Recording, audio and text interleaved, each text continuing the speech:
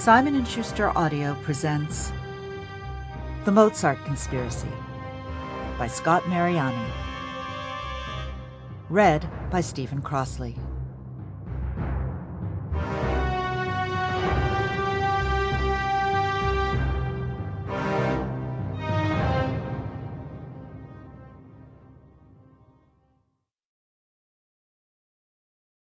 Chapter 1. Austria, 9th January.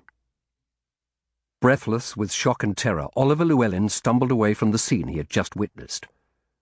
He paused to lean against a bare stone wall. Nausea washed over him. His mouth was dry. He hadn't known exactly what he would find when he'd slipped away to explore the house, but what he'd seen, what they'd done to the man in that strange, vaulted room, was more horrible than anything he could have imagined.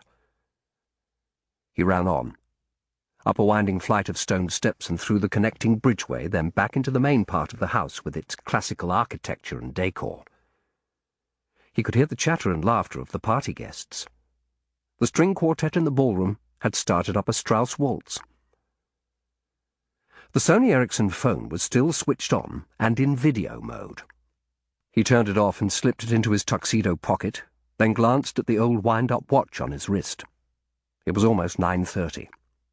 His recital was due to resume in 15 minutes. Oliver straightened his tux and took a deep breath. He walked down the sweeping double staircase to rejoin the party, attempting to conceal the panic in his step. Chandeliers glittered.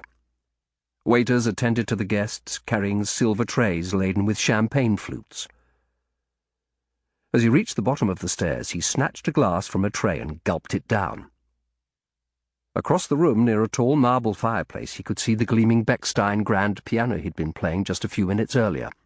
It seemed like hours ago. A hand landed on his shoulder. He tensed and spun around. An elderly gentleman with wire-framed glasses and a trim beard was smiling at him. "May I congratulate you on a fine recital, Herr Meyer," the man said in German. "The Debussy was magnificent. I eagerly await the second half of your program." Dankeschön," Oliver stammered. He looked around him nervously. Could they have spotted him? He had to get away from this place. "But you look very pale, Herr Meyer," the old man said, frowning at him. "Are you—" Sample complete. Ready to continue?